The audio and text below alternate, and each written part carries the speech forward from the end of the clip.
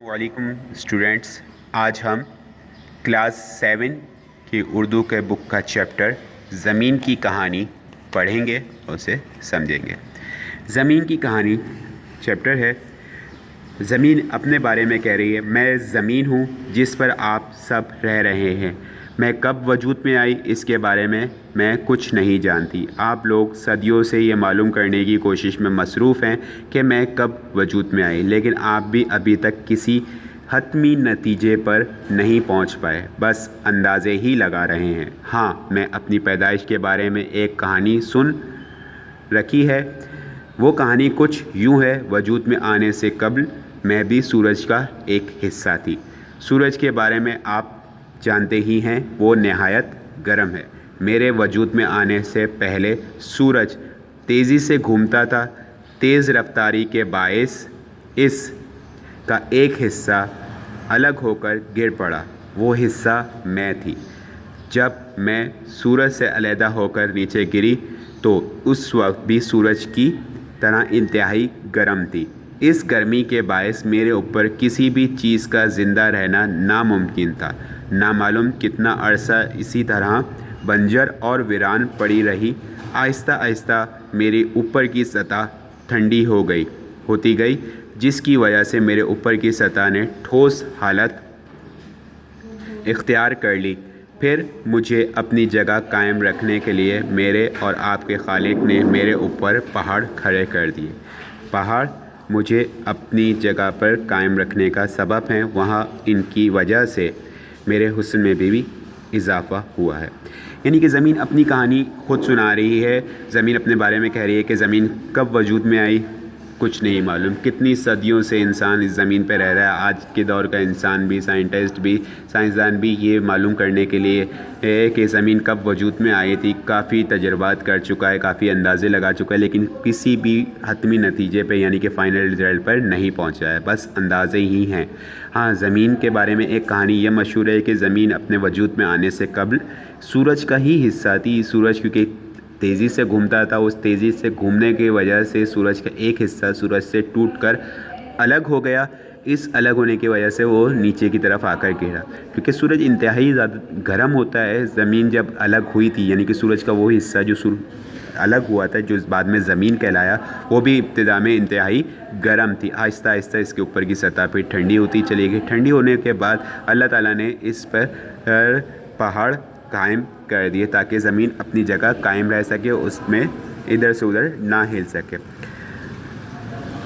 मेरे ठंडे होने के बाद मुझ पर ज़िंदगी के आसार नमूदार होने लगे। कहा जाता है कि इब्तिदा में मुझ पर खौफनाक किस्म के जानवर आबाद थे, लेकिन वो रौनक नहीं थी जो इंसान के आबाद होने के बाद हुई। ज़मीन की जब ऊपर की सतह ठंडी हो गई तो अल्लाह ताला ने ज़मीन पर ज़िंदगी के आसार नमूदार करना शुरू किए। यानी कि इब्तिदा में खौफनाक किस्म के जानवर आबाद थे ज़मीन पर, लेकिन इंसान आबाद नहीं थे, तो जिसकी वजह से ज़मीन पर वो रौनक नहीं थी जो इंसानों के आबाद होने के बाद हुई। मेरी रौनक को बढ़ाने के लिए अल्लाह ताला ने मेरी ही मिट्टी से इंसान पैदा किए। इंसानों के अलावा और भी बेशुमार मखलूक़ात मुझ पर आबाद हैं।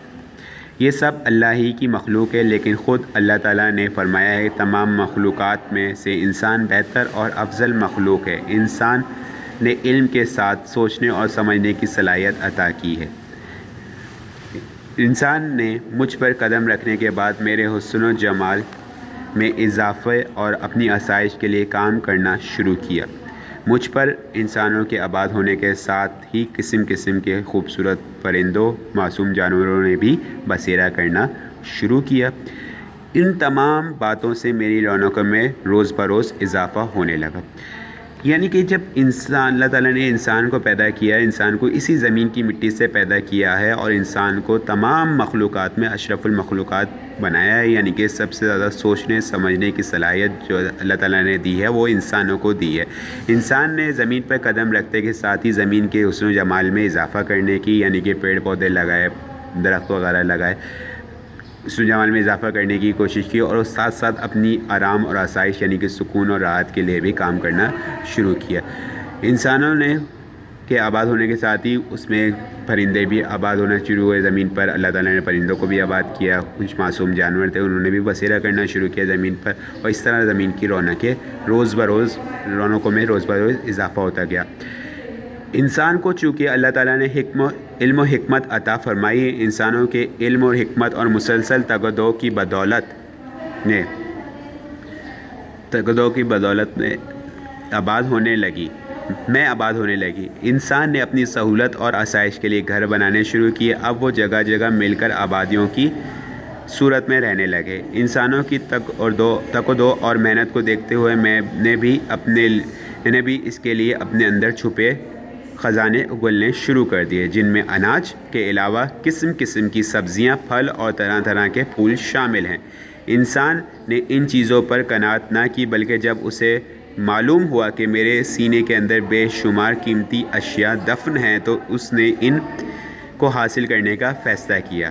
اب اس نے قسم قسم کی مشینیں ایجاد کی. ان مشینوں کی مدد سے جگہ جگہ میرے سینے میں سوراخ کر کے قیمتی معدنیات حاصل کرنی شروع کی, جن میں سونا, چاندی, فولاد, تانبا اور نہ جانے کیا کیا شامل ہے.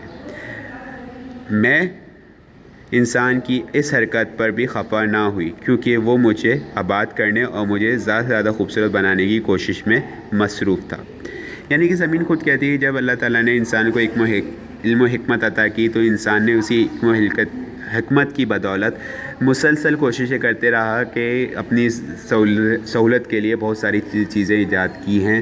پھر گھر وغیرہ بنائے جہاں پہ وہ آبادیوں کی صورت میں رہنے لگا, خاندان کی صورت میں رہنے لگا. اسی کے ساتھ زمین کے اندر سے جو اناج اور قسم قسم کی سبزیاں, پھل وغیرہ تھے, وہ بھی زمین نے اگلنا شروع کی. اللہ تعالیٰ نے اگائے, زمین سے انسانوں کے لیے اگائے. پھر جب انسان کو پتہ چلا, انسان نے اور تحقیق کی, پتہ چلا کہ زمین کے اندر اور بھی بہت ساری قیمتی اشیاء, معدنیات موجود ہیں, جن میں سونا, چاندی, فولاد, تانبا اور پتہ نہیں کیا کچھ شامل ہے. تو انسان نے اسے حاصل کرنے کے لیے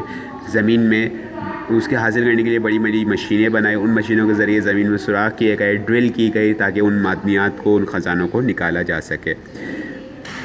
اب انسان نے خود کو قبائل, گروہوں اور قوموں میں تقسیم کر لیا. میرے بھی حصے بقیے کرنے کے لیے اور کہنے لگے یہ میرا ملک میرا حصہ ہے. حالانکہ یہ سب ایک ہی ماں باپ کی اولاد ہیں, لیکن انسانوں نے اس حقیقت کو فراموش کر دیا. اب نہ صرف انسان کا دشمن بن گیا, بلکہ وہ اپنی اصلیت کو بھلا بیٹھا. اس نے خود اپنے خدائی دعوے کرنا شروع کر دیا. جب انسان اس حد تک سرکش ہو گیا تو اللہ تعالیٰ نے اپنا عذاب بھیجا, اس کو عبرت کا نشان بنایا. جو بچ گئے انہوں نے پھر بھی سبق نہ سیکھا اور اپنی روش پر قائم رہے. اپنے دفاع اور دوسروں کو تباہ کرنے کے لیے ایٹم بم تک بنا ڈالے. انسان نے گروہوں کی صورت میں, قبائل کی صورت میں آباد ہونا شروع کر دیا. قوموں کی صورت میں تقسیم ہو گئے. اس طرح تقسیم ہونے سے یہ کیا ہوا کہ زمین جو ایک مکمل زمین تھی, اس میں نشان لگا کر اس کے حصے کر دیا کہ یہ ملک ہے, یہ اس قوم کے, اس قبیلے کے لوگ ہیں, یہ ادھر رہیں گے, یہ ادھر رہیں گے. جبکہ زمین کہتی ہے کہ انسان کو یہ نہیں بھولنا چاہیے, انسان جو ہیں وہ سب ایک ہی ماں باپ کی, یعنی کہ حضرت آدم علیہ السلام اور ماں حوا کی اولادیں ہیں. لیکن انسان یہ بات بھول گیا اور اپنی حقیقت کو فراموش کر بیٹھا, اور انسان کا ہی دشمن بن گیا اور اپنی اصلیت کو بھلا بیٹھا. پھر طاقتور انسان خود ہی خدائی دعوے کرنے لگا اور دوسرے کمزور انسان کو بدتر اور غلام گرداننے لگا. جب انسان کی سرکشی اس حد سے بڑھ گئی تو اللہ تعالیٰ نے پھر عذاب بھیجا, یعنی کہ جب وہ خدائی دعوے کرتے تو ان پر عذاب بھیجا اور انسان کو عبرت کا نشان بنا دیا. لیکن انسان نے پھر بھی اس سے کوئی سبق حاصل نہیں کیا. وہ اپنی ہی روش پہ قائم رہا, اور اس روش پہ قائم رہا کہ اس انسان نے اپنے دفاع اور دوسروں کو نقصان پہنچانے کے لیے ایٹم بم تک بنا ڈالے. میرا خیال تھا یہ ہتھیار اس نے ایک دوسرے کو ڈرانے کے لیے بنائے ہیں, ان کا استعمال نہیں کریں گے. لیکن میرا یہ خیال صرف خیال ہی ثابت ہوا, یہ انسان باز نہ آیا.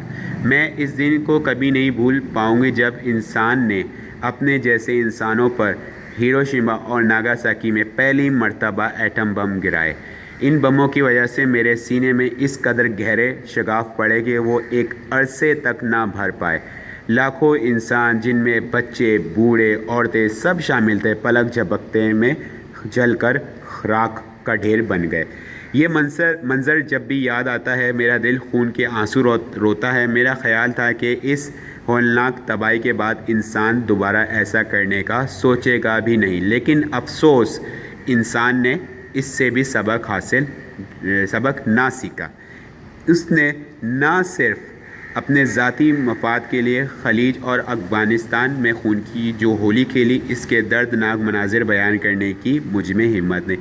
یعنی کہ انسان زمین جو کہہ رہی ہے اپنی کہانی جو زمین سنا رہی ہے، اس کا خیال تھا کہ انسان نے ایٹم بم چلو بنا لیا ایٹم بم، لیکن وہ صرف ایک دوسرے کو ڈرانے کے لیے کہیں بنایا ہے، ایک دوسرے پر حملہ نہیں کرے گا۔ لیکن زمین کہتی ہے کہ میرا خیال صرف خیال ہی ثابت ہوا، انسان نے ایٹم بم بنایا اور اپنے ہی جیسے دوسرے انسانوں پہ ہیروشیما ناگاساکی۔ یہ یاد رکھیے گا اسٹوڈنٹس، ہیروشیما اور ناگاساکی جاپان کے 2 شہر ہیں جہاں پہ امریکہ نے دنیا میں پہلی بار جو ایٹم بم گرائے گئے تھے وہ ہیروشیما اور ناگاساکی پہ گرائے گئے تھے، جو جاپان کے شہر ہیں، اور امریکہ نے وہاں پہ گرائے تھے، جس کے نتیجے میں لاکھوں انسان اس صفحۂ ہستی سے مٹ گئے تھے، ختم ہو گئے تھے۔ اس کے بعد بھی انسان باز نہیں آیا، زمین کہتی ہے اس کے بعد بھی انسان باز نہیں آیا، اور اس نے خلیج اور افغانستان میں خون کی ہولی کھیلی۔